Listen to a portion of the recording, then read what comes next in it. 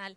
¿Qué os parece si entregamos esta parte de la reunión a Dios todos juntos? Señor, te damos gracias que estamos aquí juntos, podemos adorarte en libertad y venimos ahora a tu palabra. Te damos gracias que tu palabra está viva. No abrimos la Biblia como un libro de historia y buscando simple inspiración, sino que la abrimos creyendo que tú puedes hablarnos y hay algo para nuestra vida hoy. Te damos gracias y háblanos. Amén. Pues hemos dicho que en el mes de agosto pues, es más light las reuniones, ahí repasamos los salmos y hay testimonios. Yo para nada creo que los salmos son algo light, creo que es algo indispensable para la vida. Es verdad que son textos de la Biblia mucho más asequibles y donde nos podemos identificar con el autor. Los salmos en la Biblia están casi todos recogidos en el libro de Salmos y son... por la temática vemos que hay varios temas que se reiteran, se cumplen y son momentos donde el autor se desnuda, figurativamente, claro, donde habla de qué es lo que hay profundamente en su corazón, en su alma. El autor principal de los salmos en la Biblia, a ver si me va a caer luego, es el rey David. David era el rey de Israel, un rey como nunca ha vuelto a tener Israel.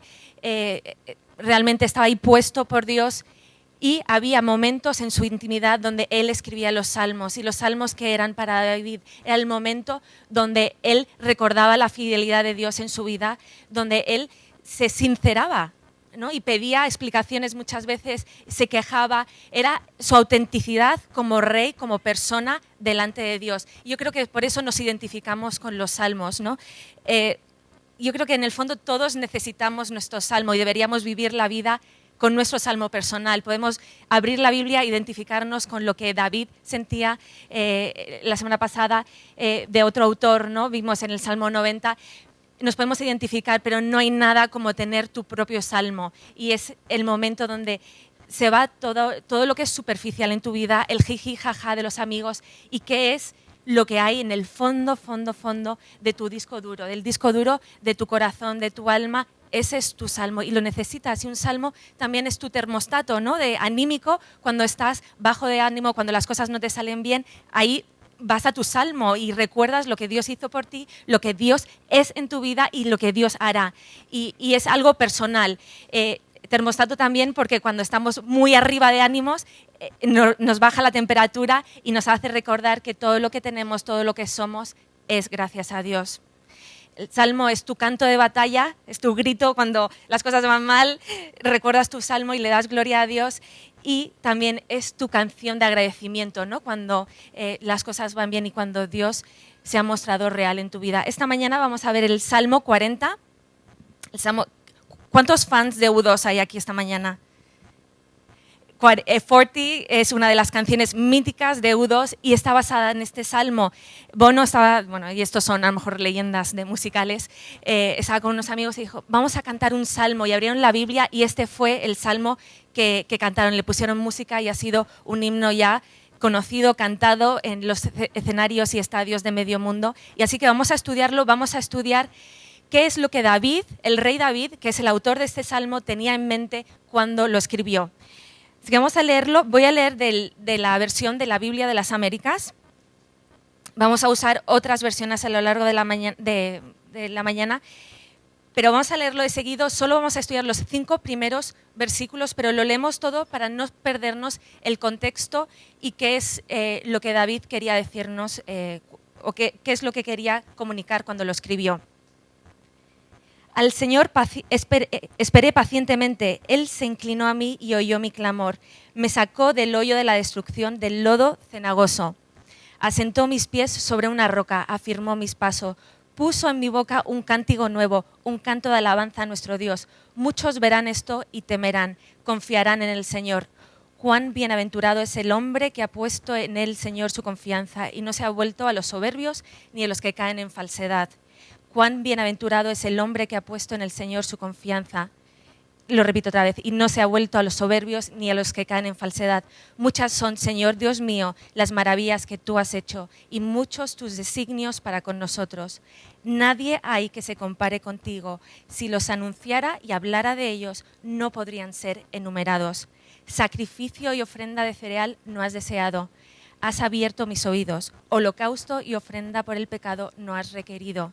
Entonces dije, he aquí vengo. En el rollo del libro está escrito de mí. Me deleito en hacer tu voluntad, Dios mío. Tu ley está dentro de mi corazón. He proclamado buenas nuevas de justicia en la gran congregación. He aquí, no refrenaré mis labios. Oh Señor, tú lo sabes. No he escondido tu justicia dentro de mi corazón. He proclamado tu fidelidad y tu salvación. No he ocultado a la gran congregación tu misericordia y tu fidelidad. Tú, oh Señor, no retengas tu compasión de mí. Tu misericordia y tu fidelidad me guarden continuamente, porque me rodean males sin número. Mis iniquidades me han alcanzado y no puedo ver. Son más numerosas que los cabellos de mi cabeza, y el corazón me falla. Ten a bien, oh Señor, libertarme. Apresúrate, Señor, a socorrerme. Sean avergonzados y humillados a una los que buscan mi vida para destruirla. Sean vueltos atrás y cubiertos de ignominia los que se complacen en mi mal. Queden atónitos a causa de su vergüenza los que dicen, ajá, ajá. Regocíjense y alégrense en ti todos los que te buscan, que digan continuamente, engrandecido sea el Señor, los que aman tu salvación. Por cuanto yo estoy afligido y necesitado, el Señor me tiene en cuenta. Tú eres mi socorro y mi libertador. Dios mío, no te tardes. Es un salmo largo y vemos que se puede dividir en en una estructura, ¿no? Tiene varios temas que se repiten y como partes diferentes en el salmo, pero nos vamos a enfocar en los 5 primeros versículos. Aquí vemos que David se refiere a una dificultad suprema. No sabemos lo que es, pero es un momento de aflicción por el que está pasando. Aún siendo el rey de Israel, hay algo que le pasa, que le turba el alma, que no sabe cómo salir y entonces nos dice, vamos a ver a quién clama cuando está en ese momento de dificultad, qué es lo que hace mientras le llega la ayuda, cómo reacciona a cuando se produce por fin el fin, reitero, de la dificultad y qué produce en él el haber pasado por esa situación grave. ¿Dónde está David? Dice que está en un hoyo. Hay varias versiones, traducciones de la Biblia y dicen, la Biblia de las Américas hemos dicho que está en el hoyo de la destrucción, en el lodo cenagoso. Reina Valera dice en el pozo de la desesperación. Ya no es un pozo físico, es un pozo de desesperación del alma, de un sentimiento. La fosa de la muerte, la nueva versión internacional. La fosa mortal. Me libró de hundirme en el pantano, o sea, un pantano, imaginaos las aguas, ¿no? Que está mezclado con algas y residuos, o sea, que nos describe una imagen nada bonita, no es, en los salmos vemos paisajes bonitos, este no es uno de ellos, es un lugar oscuro, feo, yo creo que huele mal también, está lleno de cieno. Y en otra versión de la Biblia, en otra traducción, dice mi vida corría peligro. Entonces no sabemos lo que es, David no nos dice a qué situación se refiere. Muchos autores y eruditas de la Biblia creen que, tratan de interpretar o buscar el momento de la vida al que se refiere este versículo, donde este hoyo, pero no se sabe. Y eso también es bueno porque nos permite a nosotros identificarnos con ese hoyo donde estaba David. Sabemos que era un lugar peligroso. Su vida, quizás no físicamente, pero sí su vida, como su ánimo, su alma, corría peligro de muerte. Y tenía difícil salida, era un pozo, era un lago donde no podía. Yo me imagino una situación como de arenas movedizas, ¿no? Donde te escurres y no puedes salir y aunque quieras, no tienes como por tus propios medios salir. Y en la vida todos tenemos hoyos más grandes, y ya vamos a interpretar la metáfora, ¿no? De este hoyo físico en los hoyos de nuestra vida. No hay 2 hoyos iguales, pueden ser más grandes, son pruebas por las que nos enfrentamos, puede ser una enfermedad prolongada, una situación de escasez económica que se prolonga y no vemos la salida, y ese puede ser el pozo, puede ser la ruptura de una relación dentro de una familia, una ruptura de una relación sentimental que produce un desgarro interior horrible, ¿no? Pueden ser muchas situaciones, una situación de confusión donde es que no sabes qué es verdad, donde es una confusión casi que te atormenta. He estado en esas situaciones donde es que no sabes ya, y no es confusión de qué cené anoche, sino confusión sobre esto no debería estar pasando y pasa. Dios, ¿dónde está? ¿Dónde estás? ¿Por qué me está pasando esto a mí? Y esas confusiones donde quizás nuestra teología no se une con lo que nos pasa en la vida. ¿Quién ha estado ahí? Nadie. Bueno, pues yo sí. Y hablando de hoyos y como todos hemos tenido algún hoyo, hoy seguramente estamos en algún hoyo, cenando con unas amigas hace unos años acabamos de terminar la carrera y era el boom de las redes sociales. Y entonces todo el mundo tenía ideas de cuáles podían ser las nuevas redes sociales, ideas de crear el nuevo Facebook. Y entonces ellas, y creo que a día de hoy esa historia ya no salió porque no lo he visto, pero tenían su idea de red social, era cavatuhoyo.com o enelhoyo.com, porque ellas lo que creían era, al final todos lo que tenemos en común es que estamos en algún hoyo. El hoyo de que la DGT te pone multas y no sabes cómo pagarlas y por qué me toca a mí. El hoyo, varios hoyos, ¿no? En la vida iba a ser todo como con mucho sentido del humor, pero en lugar de hacernos selfies, compartir artículos de interés, todo lo que iba a mover esa red social iban a ser consejos sobre cómo salir del hoyo, ¿no? Y todo con solidaridad hoyera, ¿no? Del hoyo. Al final, pues yo creo que a lo mejor hubiese sido una buena idea, pero no hubiesen dejado de ser consejos nuestros de cómo salir de esos hoyos. Llámalo X, todos hemos estado en un hoyo en nuestra vida, hoyos donde son dolorosos muchas veces, no son tan fáciles como escaquearte o poder pagar la multa de la DGT, sino hoyos donde realmente no hay salida, como en el que David se encontraba en el momento en el que escribió este salmo. Estaba en un hoyo. 2, ¿qué hizo mientras estaba en el hoyo? Vemos en el versículo 2, dice, clamó al Señor. En otras traducciones dice, mis gritos, mis ruegos. Gritó, fue como, ¿a quién? A Dios.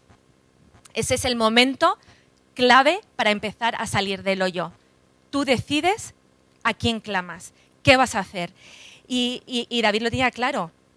Él en su hoyo, no sabemos lo que era, pero decidió clamar a Dios, decidió que solo Dios podía sacarlo de esa situación, seguramente gravísima, porque para que el rey de Israel, con todos los recursos que tenía a su alcance, no pudiese salir por él solo, tenía que ser muy grave. En ese momento también decides cómo reaccionas, ¿no? Hay muchas veces cuando estás en esas situaciones tan graves en la vida de tristeza, o quizás estás en un hoyo porque tú mismo te has metido en ese hoyo, ha sido un error tuyo. Entonces empiezas a recordar, a revivir la situación, cómo pude acabar en ese hoyo. Y ahí no te estás ayudando porque lo único que te estás haciendo es embarrando más, revolviéndote en el cieno y al final, o sea, no estás buscando tu salida, no estás para nada acercándote a la salida. Hay otra persona que me encanta, otro de mis héroes de la Biblia, que él tuvo su momento hoyo, como el que todos tenemos, y es Job. Y vamos a ver cómo Job reacciona, cuál fue su clamor y a quién clamó Job cuando se encontró en el hoyo. Para los que no hayan leído Job, en el primer capítulo vemos que Job pasa una prueba muy difícil donde, el trasfondo para la historia de Job es que Satanás están mirando, es una conversación entre Satanás y Dios, y entonces hablan de Job y dicen, hombre, es fácil que Job, un hombre poderosísimo, un hombre que lo tenía todo en ese momento en Oriente, era como, pues me imagino, pues el Carlos Slim de su época, ¿no? Que lo tenía todo. Satanás le dice, bueno, es fácil que él te alabe, es fácil que él te dé gloria, porque lo tiene todo, su vida es fácil, tú has hecho un vallado a su alrededor y nada le puede ir mal. Entonces fue una prueba entre Satanás y Dios donde dicen, vamos a ver si las cosas le van mal a Job, vamos a ver si él sigue alabándote y si sigue adorándote. Entonces en el primer capítulo del libro de Job, en ese primer episodio son 40 capítulos, ¿no? En el libro, y en el primero ya le pasan unas cosas horribles. Él tenía 10 hijos, 7 hijos y 3 hijas, y entonces, bueno, están en una fiesta y se le derrumba la casa y mueren sus 10 hijos. Pierde además su ganado, o sea, el hombre pierde todo lo que tiene y lo que más quiere y con lo que más amor tenía, lo pierde en un día. Y en ese momento hace una oración que es tremenda porque define la actitud que Job, que no sabía que lo peor estaba todavía por venir, define la actitud que iba a tener ante su situación catastrófica. Y entonces él clama a Dios, se encuentra con Dios y dice: Dios, desnudo del vientre de mi madre salí, desnudo volveré. Dios da y Dios quita, y aún así bendeciré al Señor. Y ahí define cuál va a ser su actitud en estos momentos que él no sabía cuánto iba a durar. Desde luego sus hijos no iban a poder retornar, estaban muertos. Y él define en ese momento, reconoce la soberanía de Dios. ¿Qué es la soberanía de Dios? Saber que todo lo que pasa en la tierra, Él lo permite. Dios lo permite. Todo lo que ocurre aquí, Dios sabe, y Él es el dueño de los tiempos. Y eso es lo que hizo Job en su corazón. Se sometió a esa situación que era gravísima, dificilísima. Imaginaros, perder 10 hijos en un solo día, y él se sometió a Dios, se humilló y reconoció su soberanía. Y eso marcó su actitud para el resto de las catástrofes que le iban a seguir. Así que cuando estás en el hoyo, ¿qué haces? Te revuelves en el cieno y empiezas a buscar tus soluciones mentalmente, a buscar los por qué, los responsables, porque seguramente hay responsables. O te humillas delante de Dios y dices: Dios, reconozco tu soberanía, ayúdame, y le clamas a Él. Tercera cosa que hizo David mientras estaba en este hoyo cenagoso: esperó. Esperó, y además no solo esperó, sino esperó pacientemente, ¿no? Recalca ahí cuál fue su actitud de espera. La espera es un tema recurrente en los Salmos. Hay más de 40 referencias a esperar en Dios, esperar en la palabra de Dios en los Salmos. Y es un tema recurrente en nuestra vida cristiana, ¿verdad? ¿Cuántos estamos ahora mismo esperando la respuesta de Dios a una oración por la que llevamos años haciendo? Hay esperas que son cortas, hay esperas que son largas, hay esperas que pueden esperar toda la vida. Lo que sabemos es que mientras esperamos, hemos decidido poner nuestra espera, nuestro anhelo, nuestros anhelos más profundos, nuestras ilusiones en Dios. Ese clamor va dirigido a Dios, ¿no? Y esa espera también. Tú sabes en el fondo de ti, porque conoces a Dios, que tu espera va a ser recompensada, que tu ayuda va a llegar, y ahí permaneces. No pierdes la fe, no das pie a los pensamientos de incredulidad o duda, y crees y descansas en las promesas de Dios. Vamos a ver algunas cosas que podemos hacer, y eso son pues las cosas que hemos ido aprendiendo, ¿verdad? A lo largo de nuestra vida cristiana, donde hemos esperado en Dios porque a lo mejor no teníamos la solución a nuestro alcance o realmente no había solución humanamente posible. Y eso son cosas que hacemos.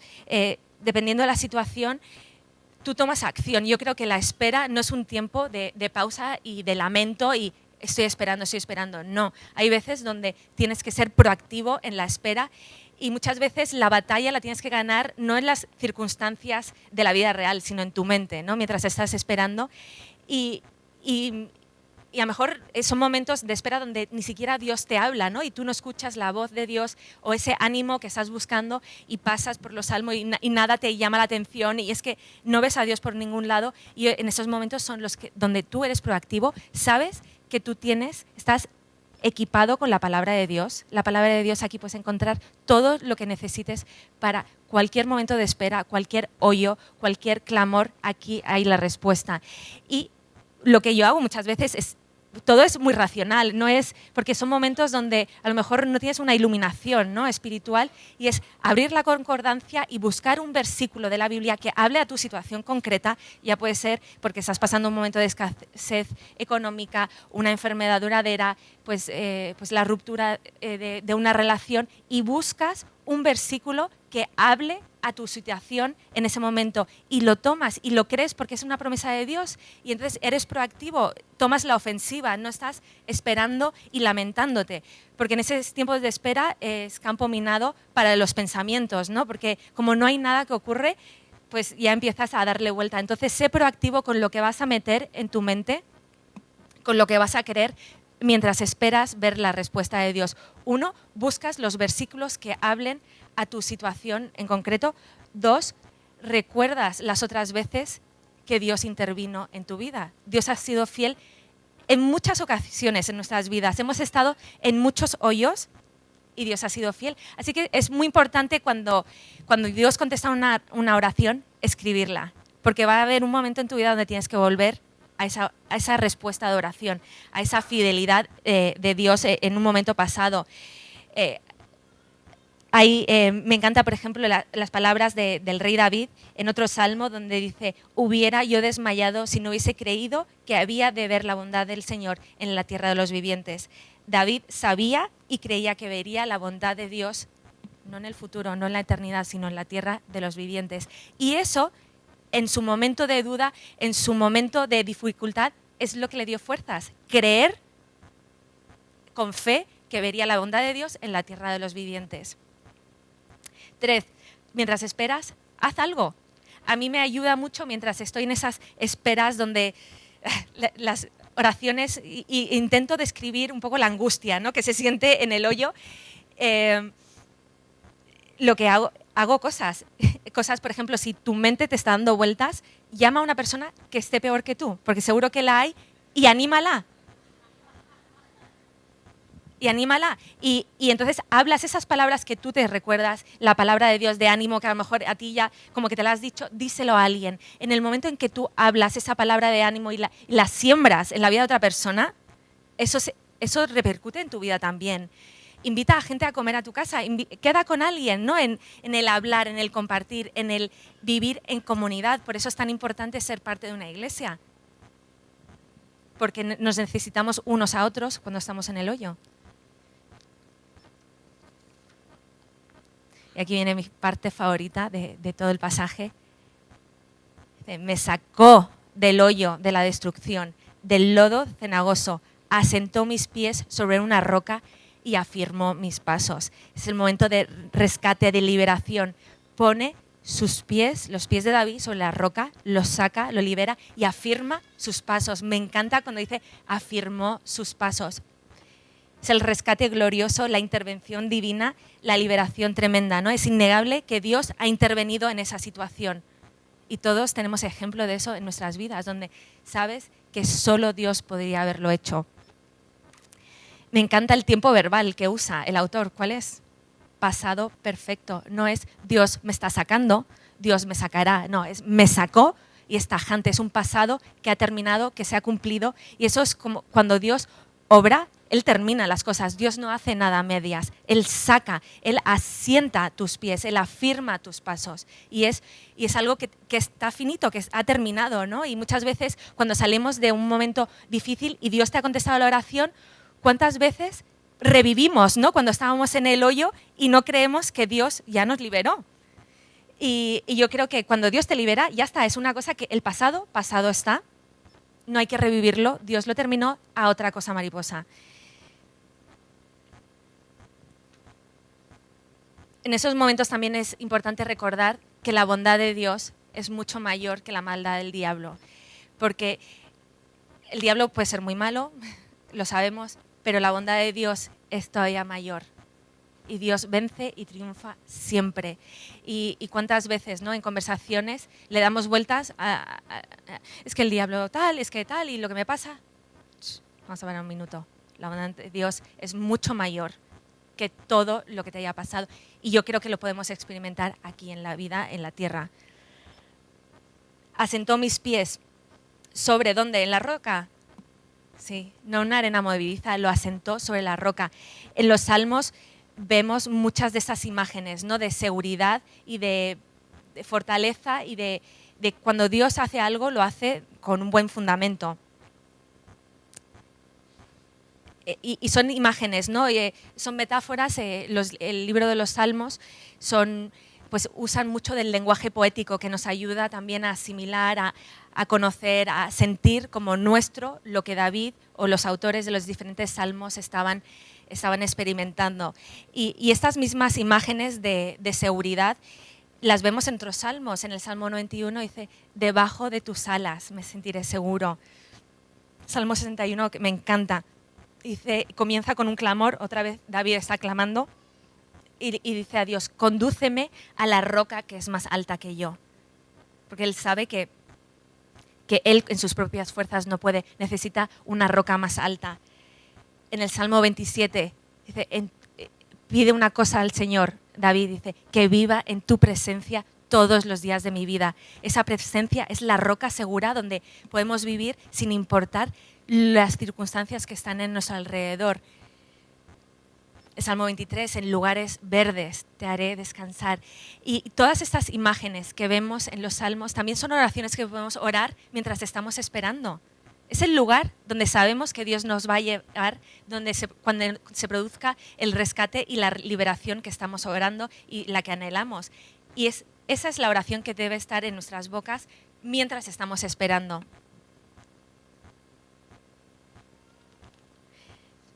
Afirmó mis pasos, salimos reforzados del hoyo. Él no solo ha salido, sino que además ha salido reforzado, ha afirmado sus pasos. El hoyo te puede matar o te puede avivar. El hoyo puede acabar contigo o te puede traer vida. Tú decides. Está en tu actitud de cómo enfrentas el salir del hoyo. ¿Qué es lo que produce todo este proceso en la vida de David? Hay un resultado, dice, Dios me dio una nueva canción.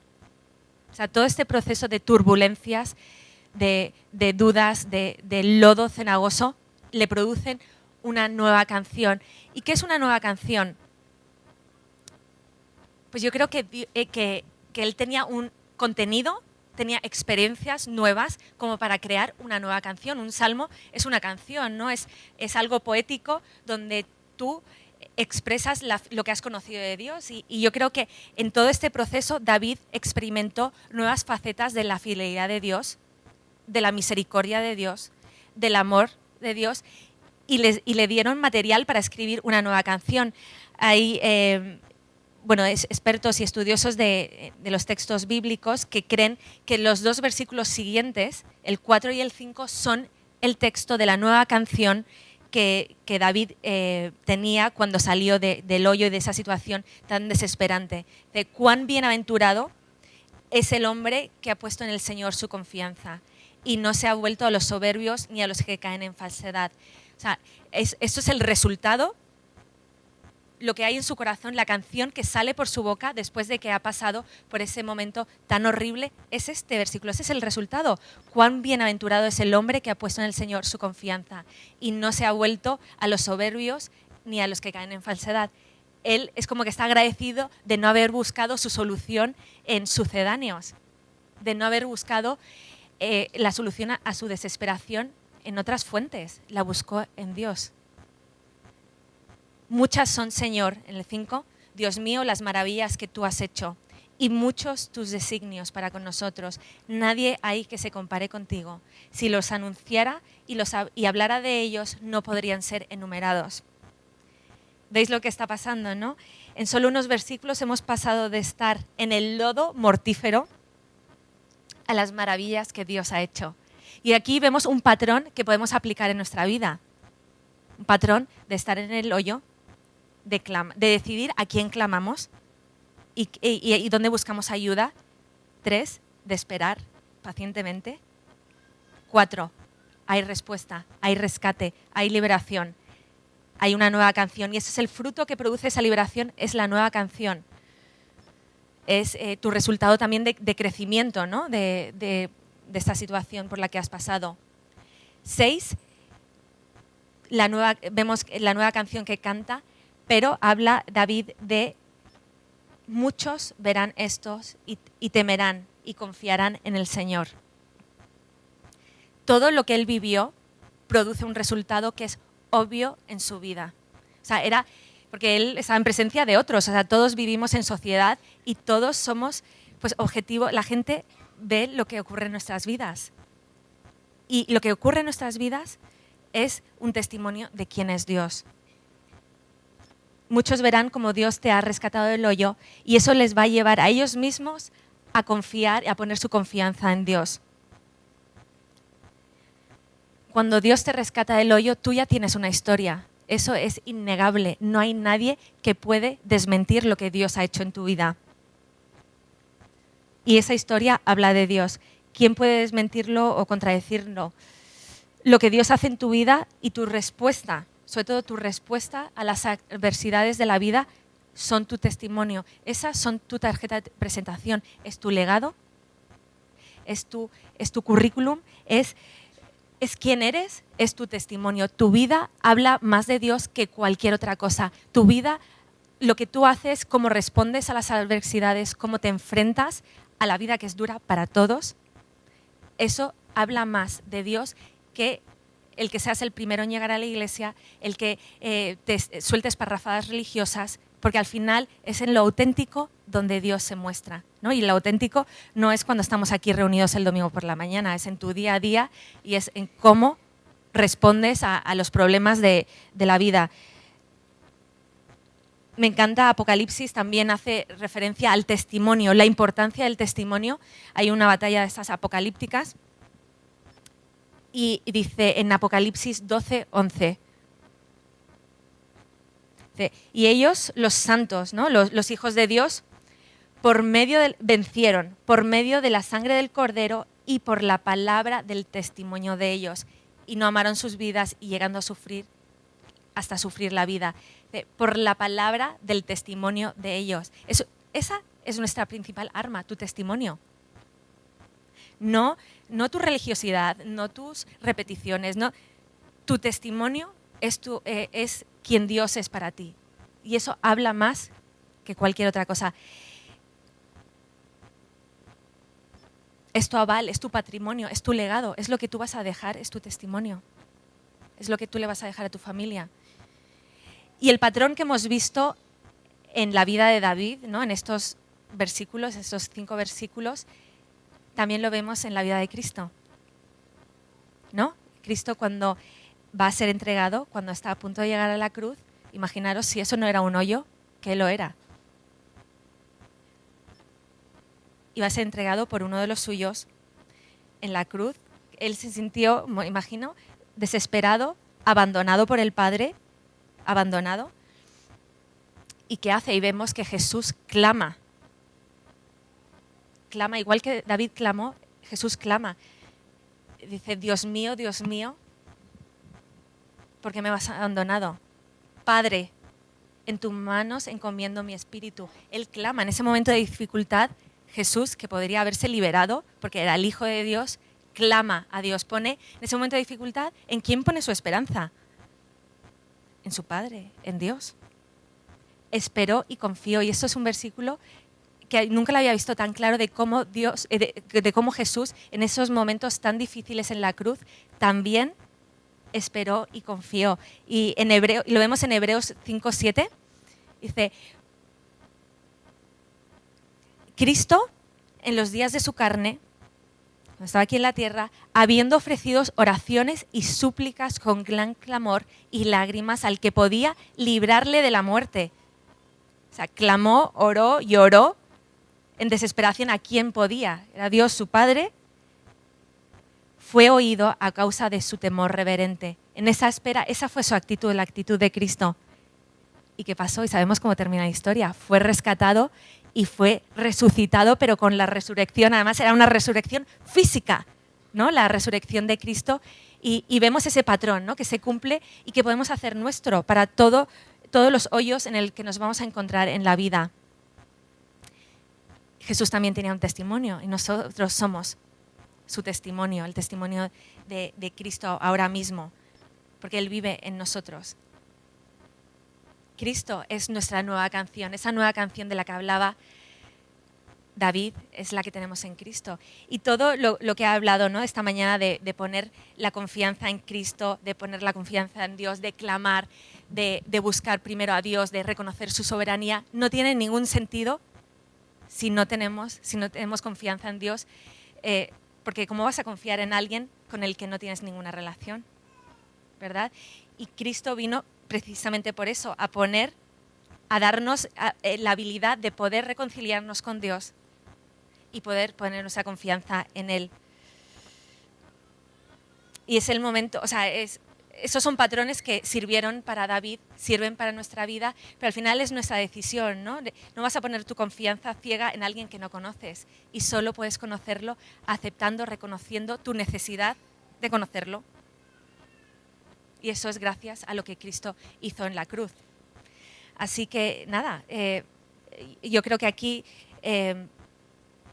vemos un patrón para nuestras vidas, un patrón de cómo responder a las dificultades. Los que conocemos a Cristo, pues es una palabra de exhortación y de ánimo. Y si no conoces a Dios, pues es tu oportunidad de plantearte dónde has estado buscando, a quién has estado clamando hasta ahora, ¿no? Y poner tu confianza en Dios. Y solo lo puedes hacer a través de Cristo, de aceptar lo que Él hizo en la cruz y reconciliarte con Dios.